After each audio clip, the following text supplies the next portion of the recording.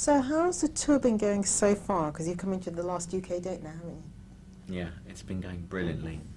It's you know, it's so good at the moment. The camaraderie between the band is good. We're really enjoying playing on stage, and because we're having such a ball on stage, then it transmits itself to the audience, and we've been getting some great crowds as usual. And you can tell by the amount of people that wait for you after the concert, even if it's sort of cold or raining and so on. They're having a really good time. Do you consider yourselves more of a touring band, or is it sort of as much fun to go into the studio and put down tracks? Well, it's both, isn't it, really? Yeah, it's you sort of can't do one without the other, really.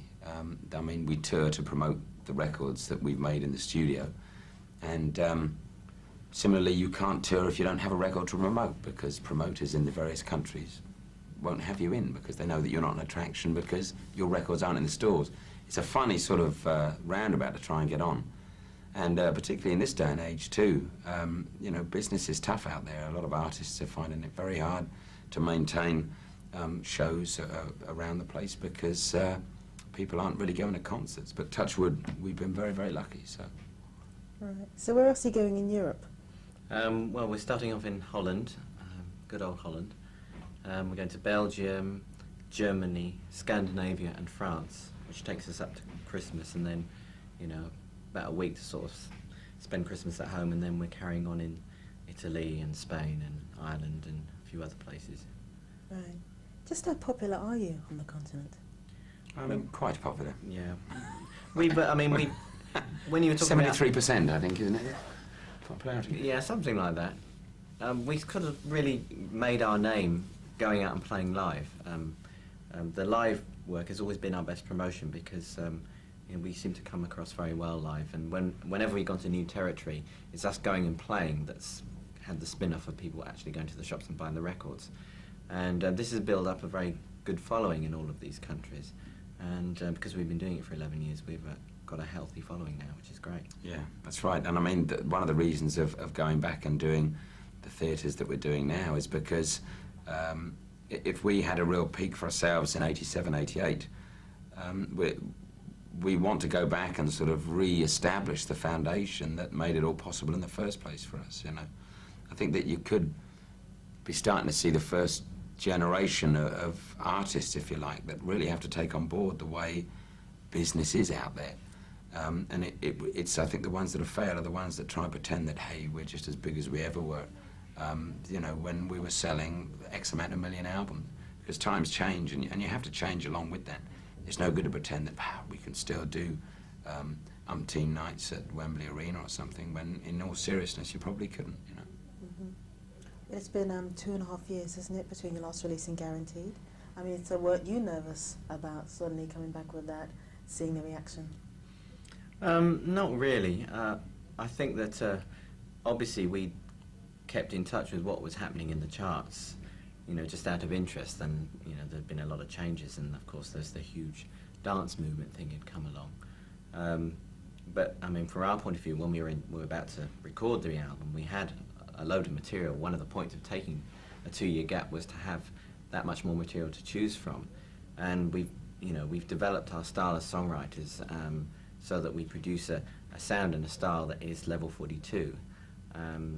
And you know, I think there's a place for that in the marketplace, and it's not necessary that we say, oh, well, such and such is really big, that we should do, you know, a rap record on the album or a house record on the album and so on. Well, there was quite a lot of pressure brought to bear on us, actually, when we delivered the Guaranteed album from our old record company to try and fit in with the way that the charts were structured at the moment.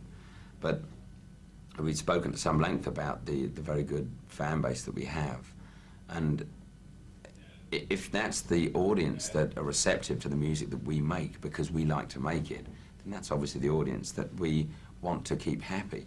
And they'd be the first ones, I think, that would feel shortchanged if we were to try and to take a punt and do something that the band really isn't about or doesn't enjoy doing themselves.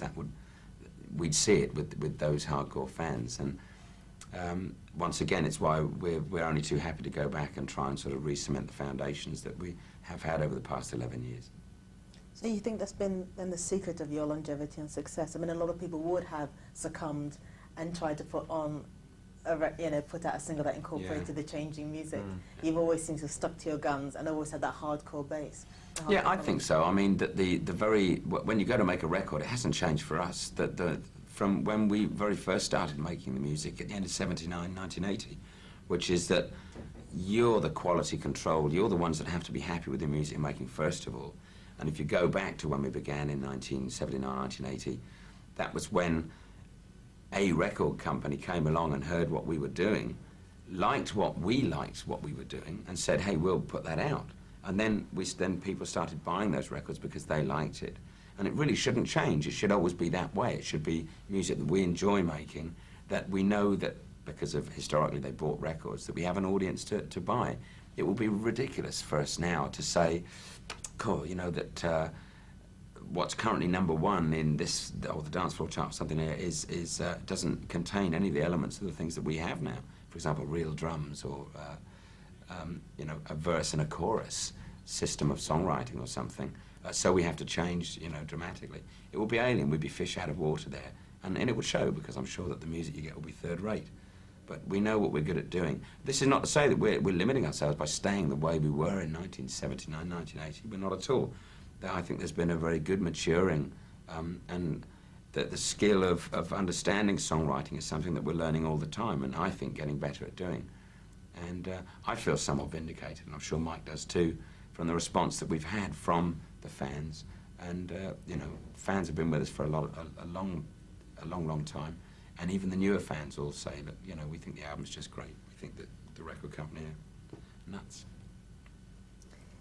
To me, you've never had a very high, glamorous, poppy profile. Is that deliberate? Well, only in it's the way the cards are dealt. Yeah, exactly. I mean, it was we got together because as musicians we wanted to play and write together. We were never interested in the glamour side of it. We didn't get together thinking, well, we want to be really famous pop stars.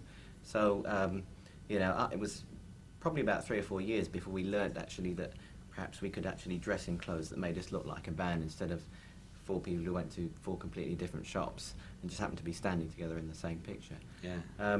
But it's you know, the most famous thing about Level 42 is first the songs, and then the name of the band, and then after that, the people within the band, Mark, sort of myself, and maybe Gary now. And but you know, our calling card is the music, and so that's always been the important thing. You know, images come and images go, basically. Are you all still, I suppose, as close as you were in the early days, or has it become, over time, a lot more business-like, a lot more getting together to perform rather than? Well, I think that, I mean, I think that we're all very good friends within the band. We have, like, our newest member, Jacko Jackcheck, is, you know, is still somewhat an uncharted territory, you know, that he's only been working with us since February of this year, but everyone gets on with him very, very well. He's a very nice guy. Gary's been with us now since 1987, and he's developed really well into working as an integral part of the band, whereby we can bounce similar musical ideas off of each other. And I mean, Mike and I have known each other for 11, 12 years now, and you know, I love Mike as much as I ever did and stuff. When we're not working in the band, I don't see much of Mike at all. We have other likes and other interests, but I'm sure that's healthy as far as the band's concerned as well, because if we're touring, you know, from we started work in September and we're out until April of next year, and we're with each other 24 hours a day, pretty much all that way, and you need to have a very healthy respect for the other person. In other words, a bit businesslike, I suppose. You have to make room and respect the person, because otherwise you'd you know, you'd let your petty foibles and annoyances run riot, and it would ruin what is a really great working relationship. Does that make sense? Mm-hmm. Yeah. I think that, you know, I suppose it's inevitable because we've been doing it for 11 years.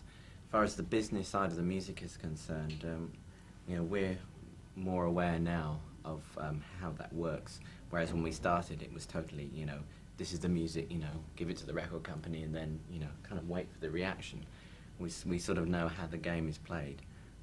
That doesn't necessarily mean that you then become totally a businessman and music just becomes a job. It just means that, I mean, I think with that understanding, it can help you hopefully get the music from the source, you know, out into the marketplace. It's quite unpleasant taking the business side of things on board, because it's the reality that is very far removed from the essence of making music, you know, which is like, where do the notes come from in the first place? Well, they depend on what sort of mood you're in, and you know, musicians are, I'm sure you'd have discovered, like frightfully airheaded people. But that they have to be, because that's the sort of business they're in. They're in the business of fantasy and inventing things, and that's what you do. However, it's not enough just to be talented. There are so many talented people out there that can't take on board the reality of trying to make it work. You know, I sort of open this thing with saying business is tough out there. Well, I don't like having to admit that, but I do have to, because if I want to keep going out there with Mike and Gary and Jacko and Gary Barnacle on sax and John Thurkel on trumpet, Annie McCaig on backing vocals, and Alison in wardrobe, and the catering girls, and Kerry and the out front guy, and our backline guys, and the riggers and the truck drivers and the bus drivers. It's such a big circus that goes round with the Arctic lorries and the coaches. You have to be aware of what's happening, because you can't afford to do it unless you know, unless you understand the way the business works, and you say, hey, this show costs this much to run. We need to earn this much from the shows, otherwise it's bankruptcy. You know, so it's an important thing, and to be around after 11 years is just because, begrudgingly, you have to be aware of it. You have to take that sort of thing on board, and try not to let it get in the way of the music.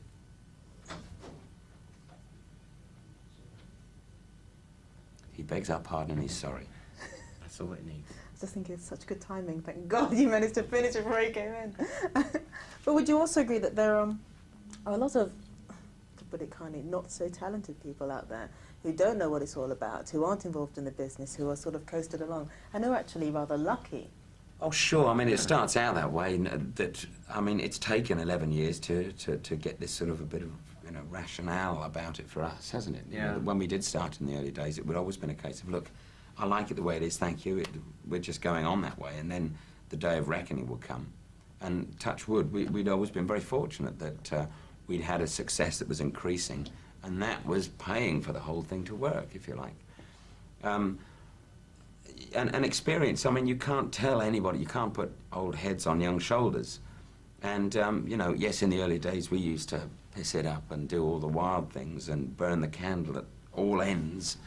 And it's something that you really can't do this far down the line, and it's wild to do it when you do it. But, you know, if you if you want to hang in there and make the thing work properly, for the reasons that you started, which is because you love playing, and that's what's important, just to get that, to use it as a vehicle, the rationality as a vehicle for doing what you do best, you know, which is creating and writing the songs and playing in front of people. Well, you just learn, you know.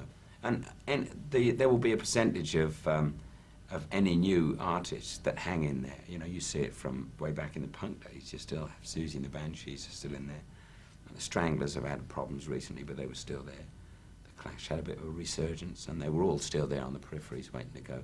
I think any movement throws up a 5% worthwhileness and 95% of filler garbage that just falls by the wayside. And I'd like to think that if we came in on the Brit funk thing that we're supposed to come in on, well, it's because we were really worthwhile out of that, and we're still here. Is it important for you both to maintain the solo careers alongside being with Level 42? I think so. I mean, I don't think we think of it as a solo career as such. The career is the band, but what you do as a writer, because both of us are writers in the band, is we write music that falls into the realm of Level 42 and outside of that. And as a musician, you know, you want to sort of fulfill yourself in other ways. I mean, you know, we've been doing this for a long enough time, and it's nice occasionally to be able to step out of that role and do other things. So Mark did a solo album in '84, and I did one that came out last year, which were ideas that were kind of somehow different from Level 42, and just wanting to do it another way, and perhaps, you know, with other people, and then you can come back, you know, afresh to the main thing, and you can bring whatever talents you discover. I mean, I discovered that there were things that I could do singing-wise I wasn't sure about, just from doing the solo album, and I'm able to bring that now into Level 42. So it's a very healthy thing. It doesn't mean just because you do a solo album that you're going, right, you know, and I'm leaving the band and I'm doing this. It's all a great part and learning parcel. experience, isn't it? It's, Yeah. you know, and you should always be willing to learn, you know, and you always can learn because, you know, from every experience that's thrown at you and stuff. And for a band like Level 42 that does boast, you know, very good musicians that go to make up the band, well, obviously, you know, Gary Husband is a wonderful keyboard player and songwriter, as well as just being a very explosive drummer, which is the role that he mainly fulfills, especially live with us. You know, he'll have a solo album. He's just done a deal with GRP Records, I believe. And Jacko Jack, of course, co-produced Tom Robinson's last album and wrote a lot of the songs, and has done stuff with Sam Brown and Jermaine Stewart. So there's, I mean, the real joy of that for us as being all together in Level 42 is of course, is that everyone has lots of strings to their bow, and they can be, they can step back, not just be precious about, for example, like the bass, you know, and wanting to be hovering around the mixing and making sure that your bass is turned up nice and loud, or, you know, look, there was a great tom-tom fill in there. This has all got to be heard. Everyone wants to look at the big picture and go to make the best song that they can. It's good. All right. So, Mike, have you been collaborating or writing for anybody, any other artists recently? I haven't really. The break that we took after the end of the tour of the last album, which started at the beginning of February in 1989, I used most of that time to sort of get together the songs that I'd written and compose a few new songs for the solo project. I'd very much like to write for and with other people, you know, if and when the time allows, but Level 42 has been fairly intensive as we've become sort of successful and done a lot of work, so that maybe it will be sometime in the future before I'm able to do that.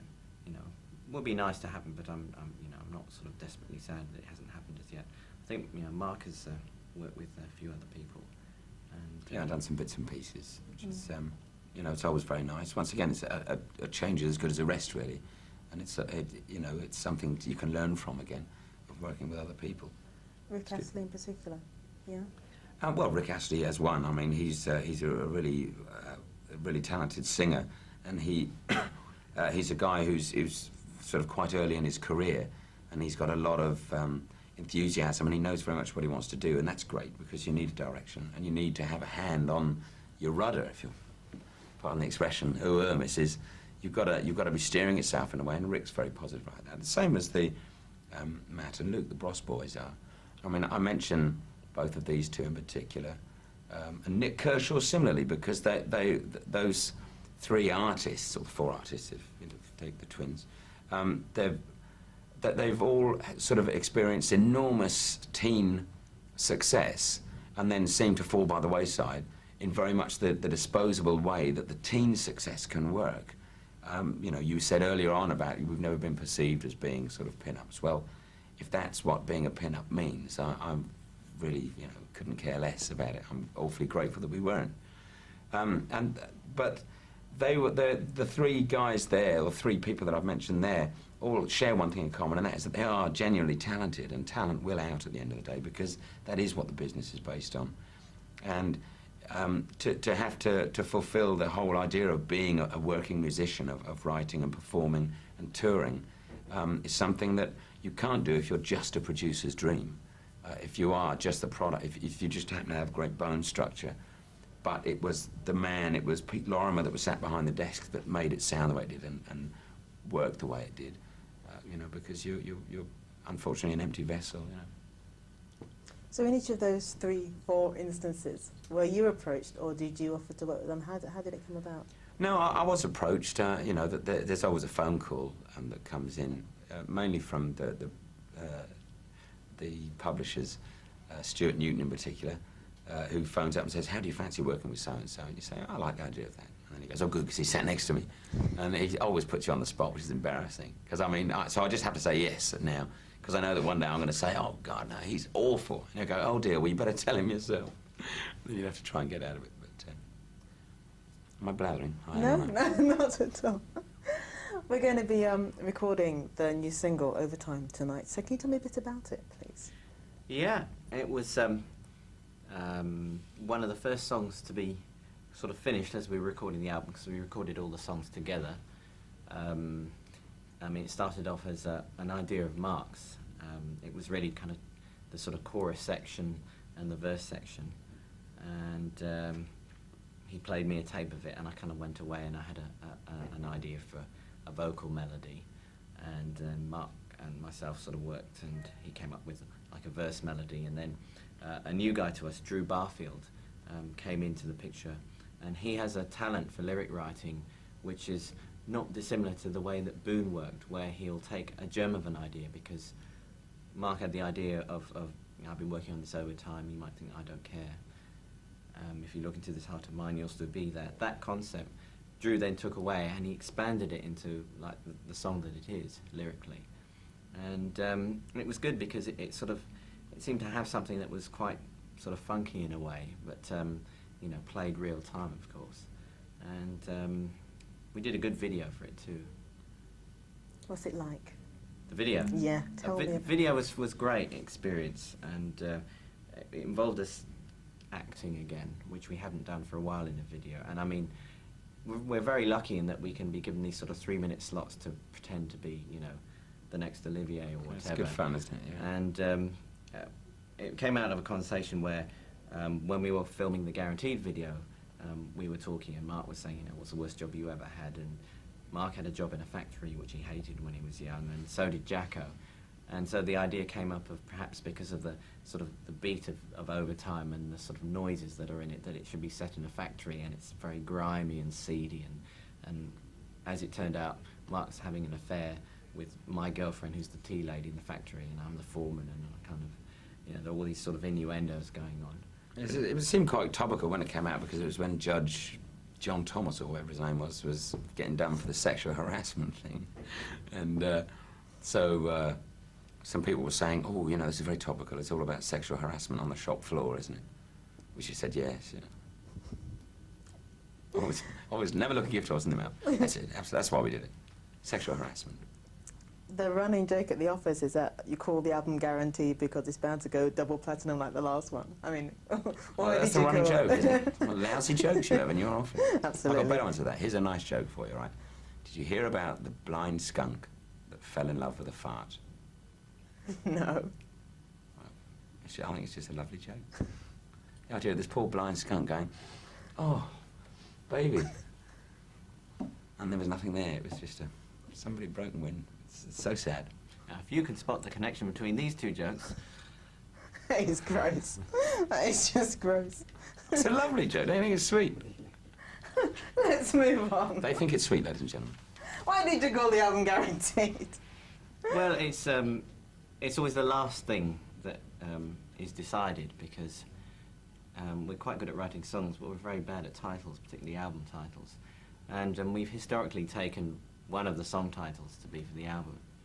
And sort of Guaranteed was in the offing, but we weren't really fixed on anything. And then we had the problem with Polydor, where they refused to release the album, and then we went through all the litigation, and finally, you know, it was agreed that we leave. We took the album with us, and RCA signed us. And well, what's the album called? Well, it seemed that after taking flack, and for someone at the old record company saying, we don't want to release this because there isn't a guaranteed worldwide hit single on it, we thought it would be quite an ironic title to have, you know, to say, look, we've stood up for what we think is, you know, good about our music, and we're giving a sort of a guarantee of the quality of Level 42, if you like. Isn't that a bit insulting there, in the sense that after all this time you've been going for such a long time and being successful, that a record company could turn around and say that?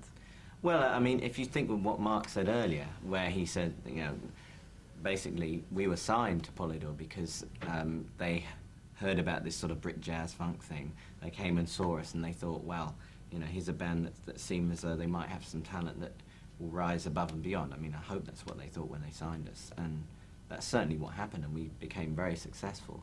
And then suddenly to be told that, I'm sorry, but you know, you've got to change. You've got to do something that's like this, which isn't us at all, was, you know, we couldn't really understand it. You know, I couldn't understand, really, because it seemed to be so short-term thinking, you know. It's a ridiculous thing. It's like someone telling you for a start, when you deliver something like that, especially something that is you know, it's emotionally close to you. It's like someone telling you that your girlfriend's my girlfriend. They go, God, your girlfriend's ugly. It's that kind of thing. You think, how dare you say this? You know, this is like, we think it's a wonderful album. We love the damn thing. Also, I think it's indicative of the time that that record companies, pretty much across the board, don't seem to be doing what they did when we sort of came into the business, which is the idea of long-term artist development. And the idea of thinking that you can go up like this and continue that sort of, I mean, where would it end with us then? In 5 years' time, we'd be selling like 800 million albums a time. You just can't keep on going like that. You're going to have like peaks and troughs. And if you think that, for example, the Lessons in Love took 7 years to write from the start of the band. It was 7 years later that we did something like Lessons in Love, which was pretty successful for us everywhere, probably our most successful single. Well, you can't expect just to keep having them out. You know, there's going to be a time period between we come up with the next one of those, that it's going to be done on our terms. So it's very short-term thinking, as Mike said, to think that, you know, that, Yeah, but because if it wasn't there. If this isn't a huge success, then that's a permanent downturn in our Yeah, because careers. there's the next one, you know, there's going to be the next album, and there'll be the album after that. You know, it's not, we're not saying that they're throwaway, they're not at all, but they're all a development, you know, and you can't always keep sort of charging along in overdrive. You know, that you have to be able to step back and, you know, and set yourself up for the next thing, and it'll come when it's ready. But you don't think that's a fault then with major label record companies, that they now don't have, I suppose, either the time or the inclination to nurture things anymore, to sit there and be prepared to wait for, you know, for good songs? They just want to see. Yeah, I think it is a fault. That's what I was saying. I think it's across the board. They don't seem to have long-term artist development in mind these days, because they're caught up in this, particularly in the UK, this incredibly fast turnaround, like 3 weeks life of a single, unless you can get it into the top 5. In which case, then the chance I would be there for 15 weeks or something. And I'm not sort of taking a knock at the Bryan Adams thing. I think it was great. I think that in itself sort of showed that, hey, here's a song that we know is a song. It's not a 4-bar groove that with a rapping thing on it, or it's not a cover version. It's a brand new song, and perhaps were people that desperate to hear it that they've kept it at #1 for 15 weeks? Well, they must have been. I mean, it's sending out a signal to the record companies, as opposed to this very fast turnaround of, my goodness, let's stick out another one of this, another one of that, and throw all the shit against the wall and see what sticks, you know. Because that's what they're doing at the moment. And it's like, it didn't work, fine, never mind, we'll never see them again anyway. He was only miming anyway, sort of thing. It was some Herbert sat in his bedroom that recorded it, really. It's not the way that the music business will go. But it's nothing to get down about, you know. We must keep upbeat and a bit positive about this, because if you know, rock and roll is 35 years old or whatever it is, well, that's not a long time. It's not a long time for any business to be running. And we've seen the pendulum swing so many times already. It'll swing round again, you know. It'll change. Is there a favourite single amongst all the ones you've released to date for each of you? Not for me, there isn't, because, you know, I'm a man of many moods, if you like. Like anyone, if you're in a particular mood, you want to listen to one thing. If you're in an up mood, you want to listen to this. If you want to hear something more reflective, then you put on that record. So, you know, there are some songs which I really like that we've recorded, you know, from several of the albums. There isn't really one that I think is a favourite. You know, there isn't one that's best. There isn't an album that's best, you know, as far as I'm concerned. It's all a development, and you know, variety is the spice of life, basically. What he said. Ditto. Fine. Can you do me a favour, Mike, and pass me there's a list of questions over in the back there somewhere? This is for your noddies. This is the rehearsal. No, this isn't from another. This is something else. What I explained to Richard, there should be a collection of. Yeah, that's it. What I explained to Richard was that MTV News are taking over the panel on December the 1st for World AIDS Day. And what we're doing is we're asking all the artists who are willing to be asked a set of questions about AIDS and asking them to do some IDs. Sure. Is that all right? Yeah? Of course it is, yeah. Right. Now, the first question is that we know about Alan Murphy dying of AIDS. And what I wanted to know was yes, that... we were aware of that. What I wanted to know was that a lot of people still don't know of anyone who has the disease or died of it or anything. I just wanted to know if it affected your attitudes towards the disease in any way, actually knowing someone who died of it. That's, did it affect the way, well, obviously it gave me an insight. I mean, spending time, not a lot of time, but spending a little time at the hospital with Alan, right at the very end, and living just for a day with other AIDS patients. I mean, this isn't, it's a disease that carries the stigma of, my God. And that's the reason that Alan didn't tell us he was HIV positive, because he knew that the ignorance of other people that weren't aware about the disease was such that they would, even with the best will in the world, would be going, oh dear, you know, that, and of course it doesn't work like that at all. You know, we're talking about a disease that is carried in the blood, and that unless you actually have an exchange of blood, that you're not going to get this disease. You know, you can cuddle HIV carriers, and you can kiss HIV carriers, and if you take a lot of protection, of course, you can do act just the way that you would with anybody else, and that's very important for people to understand. You know, it's we must get over the idea of them being wildly infectious lepers. It's a god-awful disease, make no mistake about it, and take good care that you don't catch it. And it's entirely up to you, of course. You know, you take care. What about you, Mike? I think it just brings home the fact that, you know, having realised, if you like, in retrospect, you know, that Al obviously had HIV positive, and he knew that, but you know, it didn't stop him from enjoying himself. I mean, suddenly he realised that certain hints of what he was doing was he was kind of like, you know, if he fancied to get a new guitar, he'd go out and buy it. And he was very giving of all his experience. And it made me think of all different kinds of people that have different diseases that have a stigma attached to it. And you think that, you know, there's no reason to ostracize someone at all. That these people, you know, it doesn't have to change the way they live. It doesn't have to change the way that their attitude to life. If anything, you know, they might sort of, it might suddenly hit them that life has become a very precious thing, which isn't a bad thing to think. And if that could be infectious, if you like, and if other people around could think, well, you know, I'm so lucky, you know, I've got both hands and both feet, and, you know, I can sort of leap around, that I should do something worthwhile. I think that's the lesson that it gave to me. Do you think, though, that the message has been getting across to people? Apparently not. I saw a very disturbing poll where 16 to 19-year-olds, 16 to 19-year-olds, I believe something only like 13% would wear condoms during sex. And that's, it's just shocking. And it shows the kind of stupidity of youth, I think, more than anything else, is that they have this... It will never happen to me. Absolutely. The idea of, it's a sad thing, but it takes a friend dying to bring home mortality to you, and the idea that you're mortal as well, because I can remember thinking many times that, my God, it could be me laying on the bed there, dying. And, you know, teenagers tend not to take this on board. They don't think that they're mortal. Well, they are, and they must take care. And it's no big deal. What's the hang-up with a condom, you know? If you go about it the right way, it can be quite an erotic thing. Do you both have children? Sorry, Sonny, can we just cut that out so much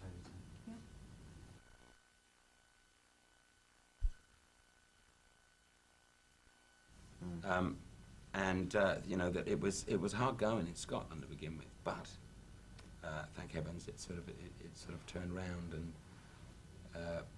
you know, it's just been, it has been fantastic. And I know that, like, the Dutch shows have sold out, and the German shows are pretty much there, 90-odd% gone. Oh, that's good, because the It's Germans are wonderful, really yeah. affected. I think we did the right thing. I think that rather than pretend, it's like I said earlier, that hey, it's just like it was in '87 and '88. Let's go and do those arenas, boys. It's not like that anymore. When you have artists like Prince and you know, pulling shows at Blenheim, and then you have Guns N' Roses and Whitney Houston and people like that in the States pulling shows. They're not pulling them because they're not well, or that you know, it's because the business isn't out there. You know, and the local promoters in that town are losing their shirts, are going bust. Yeah. It's interesting. You should. It will make a very good interview for you to actually talk to a promoter. Mm. You know, because I think it's something that people don't understand. It's not the band that just says, "Hey, let's do the show right here." It's not like Mickey Rooney and Judy Garland. Let's go down the barn and do a gig. You know, the management phone up a promoter. Your agent gets in touch with the promoter in wherever it is, in whatever country, whatever town it is in the world, and says, "Do you want to put this band on?" "Yeah, I've got a night such as this." "Right, how much do you guarantee the band?" "We need this." And the promoter says, "Yeah, I'll guarantee it." And he signs his life away. He signs the guarantees that 25,000 quid, whatever it is that it's going to cost to get the band don't lose. The band, that's the guarantee. That's what makes them safe. Yeah. But It's the what promoter makes that them loses his American. shirt, you know, if he doesn't make 85% business or something. Yeah. Yeah, we're doing that actually for the year in rock over It's good. in You America, should do it. It just will make like an how it's interesting affecting thing. it. Because I know, especially in Germany, it's very, very bad. They're saying that you can't even half fill No. places now. But No, just we're doing people all right. aren't Well, going Peter out. Rieger, our agent in Germany, is really happy, Mhm. and so that's good. It makes a change. Yeah. Lucky. Anyway, you're right. All right.